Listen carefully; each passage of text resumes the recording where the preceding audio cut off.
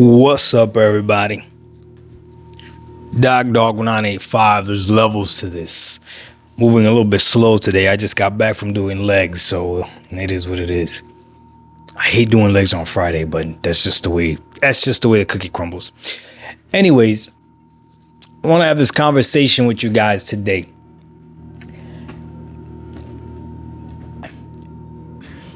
How do I want to say this? We don't know what we're talking about. Yeah. You, me, your favorite content creator, your favorite blog post or whatever. We don't know what we're talking about. When it comes to what gamers actually want, I promise you, we have no idea what we're talking about. We live in a bubble. We live in an echo chamber. We all together, this community is not what the real gaming world is like. And that's why when we see these companies making these moves, to us, we're blown away. We don't fully understand. Now it takes a while and then we comprehend like, okay, I get it. But every once in a while, we got to get pulled back in and be reminded that we don't know what we're talking about. Now, some of you are going to take offense to this, but this is what I mean, okay? PlayStation, Nintendo, and Xbox are all going after the average gamer. They all want that casual money. The hardcore gamer, or the really gaming enthusiasts, they could care less about us because they know we're already going to pay the money to play the games. They know they already got us. Who they're going after are just the casuals, right? Now, here's the thing with this, right? And it's funny, casual gamer, that's a funny term. But here's the thing. All you have to do is talk to somebody that has any video game console in their household, right? They're probably going to have a PlayStation more than likely, okay? And talk to them about the stuff you talk to us on here. Talk to them about the stuff you talk about on Twitter. Talk to them about this stuff, and you're going to see that they could care less, that they don't care at all. This happened to me this week at work. Gentleman comes in, right? I've never seen him before, whatever, right? We're talking, right? Because we got to do some business. We're talking. And as we're talking, I don't even know how the conversation somehow turned into video games, but it somehow did, okay? Oh, it was actually because I have... on my desk, I have a mouse that you control with the ball. You know what I'm talking about? Like, it's not a mouse that you control like that. Like, you just control with the thumb, whatever, right? And the gentleman said, like, have you ever used a mouse like that for gaming? And I was like, no. No. I was like, I do game on PC, but I game with a controller, right? And then that's how we started talking about gaming. Let me tell you, this guy, all right, says to me, I have every single Nintendo first party game. That's his jam. That's his thing. Every single Nintendo first party game, that's his thing. Okay. I was like, oh, okay. So you play a lot of Nintendo? He goes, yeah. And then he goes, and I also play on PC. I was like, oh, so you play on PC? Yeah. I'm like, oh, okay, cool. So then I tell him, do you use Game Pass? Right. He literally looks at me and says, what is that?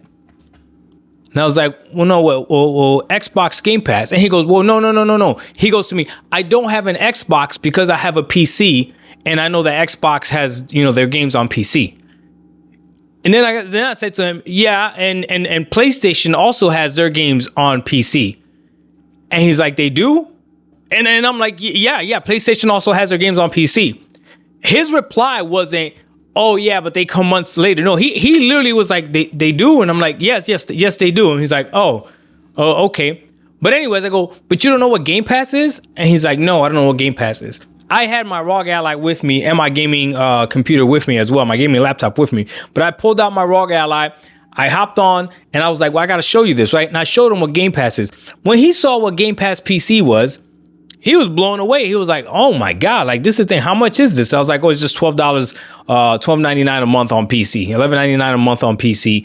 And you could get the PC version, or you could get Game Pass Ultimate, which also gets you cloud gaming. And he's like, oh, okay, gaming on the cloud. Like, is that actually any good or anything like that? And I was honest with him. I told him with Xbox, I don't like the cloud gaming Xbox. I mean, you can get away with playing that way, but for me, I definitely preferred Stadia better when it was around, and probably GeForce Now, but you're gonna pay a little bit more with that, right? And then he goes, okay, GeForce Now, what is that? So this is a normal gaming consumer, okay? This guy, he said he had something like 100 and something games on Steam, right? He played on PC, and again, he owned every first party Nintendo game. Like that was his jam, okay? But this is a gamer. This is a gamer. He had no idea what Game Pass was. What does that mean? What's the lesson in that? The lesson in that is this. If there's a PC gamer that has that same mentality, I guarantee you, out of the 75 million PlayStation gamers, or whatever the count is right now, I bet you a large majority of those people have no idea that Xbox has this thing called Game Pass Ultimate. I gotta guarantee it. I have to guarantee that they probably don't. They probably have no idea that exists. So with that logic, it makes sense why Xbox would then look at PlayStation and be like, they have no idea that we even exist, so they're not even gonna come over here. And the people that know we exist already like being over there. So how about we just bring our games over there, and boom, that's exactly what they did. And oh my God, it changed everything, right? So now Xbox is the top publisher, all this other stuff. People are more excited to play Xbox games on PlayStation than actual PlayStation games. I mean, the last great game, or I guess you could call a great game that was on PlayStation, would be Death Stranding 2, and that's not a PlayStation game, right? We can agree with that. That's not a PlayStation game. So, but again, PlayStation is not tripping, right? Because they're being held up by Xbox games. But here's the thing, right? Nobody knows all this stuff that's going on. So with PlayStation now, they're probably looking at what Xbox did, and they're probably thinking like, wait a minute. The people that are on our platform are on our platform already just because the PlayStation brand is the one with the biggest popularity. Those people that are on Xbox probably because they gotta really like Xbox. You gotta understand this. Someone that only games, I'll make it real clear. Someone that only games on Xbox is because they really like Xbox. Like they must really like the ecosystem. They must really like what Xbox has to offer. The person that only games on an Xbox console. Most Xbox gamers probably have a PlayStation or a PC. I'm willing to bet, right? So PlayStation is looking at Xbox console gamers like, it's not a threat to put our games over there, because by this point, if they haven't bought one of our systems or they haven't came over here, it's not going to matter. Essentially, what PlayStation knows is that the Xbox gamer that wanted the PlayStation exclusives already went ahead and bought a PlayStation and already went ahead and bought that exclusive, which means when they do their math and they do their numbers, out of 75 million consoles sold or whatever it is, if a game only sells 1 million, they're counting those Xbox gamers that also bought a PlayStation to buy that exclusive. I've been saying this since the beginning of the generations. The only people that buy a PlayStation for their exclusives truly are Xbox gamers. That's it. Everybody else buys a PlayStation because it's more popular and to play multiplat. You might buy one or two exclusive that you might like, but that's not the main reason why you bought it, right? I'm just being honest. Nintendo is a different story. You do buy a Nintendo for their exclusive. That's why I thought it was so funny when everybody was saying like, oh, look how great Cyberpunk runs on a Nintendo Switch. That's not why you buy. If you want to play Cyberpunk, why are you playing Cyberpunk on a Nintendo Switch? Like anyway, that's a whole different rant. But it makes sense to what PlayStation is doing now, because their games that they're putting on the console, number one, either that person already had access to that game, right? Because they probably already have a PlayStation, or in worst case scenario, it's someone, or best case scenario, someone that didn't buy a PlayStation, really only like Xbox, but now they get to play that PlayStation game. So PlayStation wins anyways. If PlayStation hasn't been able to move a hardcore Xbox gamer over to PlayStation, there's nothing that they could do to move them over. So essentially what Phil Spencer said was correct when he said there's no scenario where we make a game that's going to make people move. Essentially, by PlayStation putting Helldivers over on Xbox, their most important and most successful game this generation, what they're saying is, yes, Phil Spencer was correct. There's no game that we could put that's going to make the hardcore Xbox gamer move over to PlayStation. So we might as well put Helldivers over there. Because again, The Xbox gamer that wanted to play Helldivers has already been playing Helldivers on either his PC or his PlayStation. So it makes perfect sense.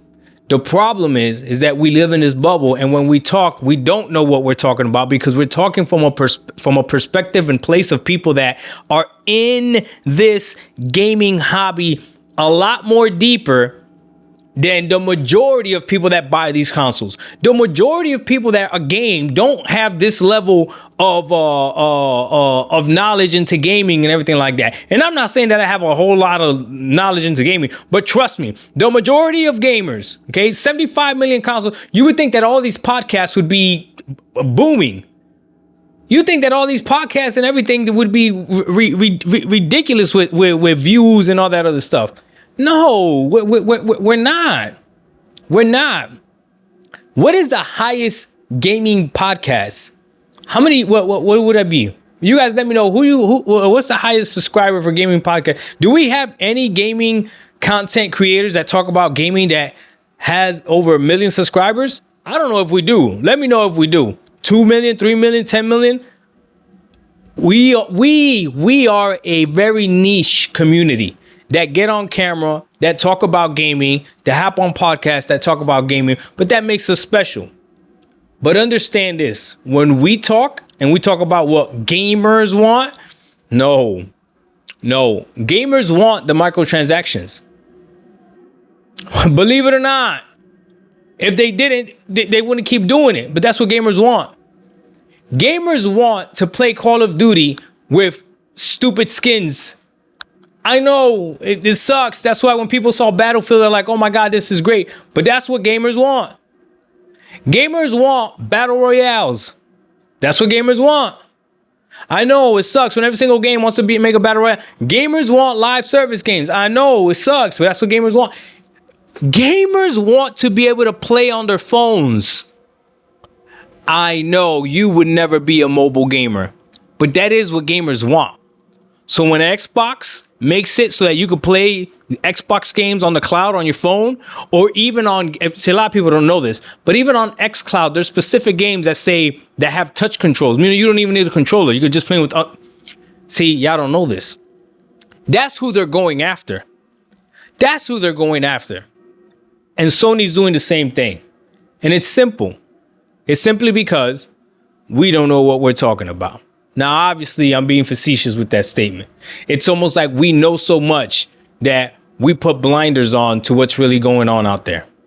It's like that person that knows so much about fitness and nutrition that they can't talk to the average person as to how do I lose weight, right? If somebody says how do you lose weight? They go into this whole random freaking or detailed explanation as to how the body loses fat and how you got to worry about hormones and water intake and all that other stuff, when really somebody could simply tell them, how about you just replace your liquid calories? How about you just start there? How about you just start working out just 3 times a week and replace all your liquid calories? Meaning if it's a liquid of any sort and it's got calories on it, replace it with water.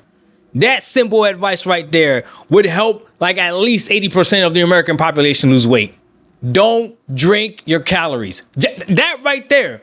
But a workout or a fitness guru that really knows a lot, sometimes they just can't relate to the outside world. I think that's where a lot of us are. I think a lot of us are there. I was so surprised that this PC gamer had no idea about Game Pass. That just blew my mind. I'm like, are they really not marketing that well? But then again, I remember when Stadia was out, I couldn't believe that Google didn't know how to market Stadia properly either. That blew my mind as well. But it is what it is. DocDog1985, there's levels to this. I'm not sure what I'm going to title this video. Maybe gaming content creators don't know what they're talking about. Maybe that's it. We out. Peace.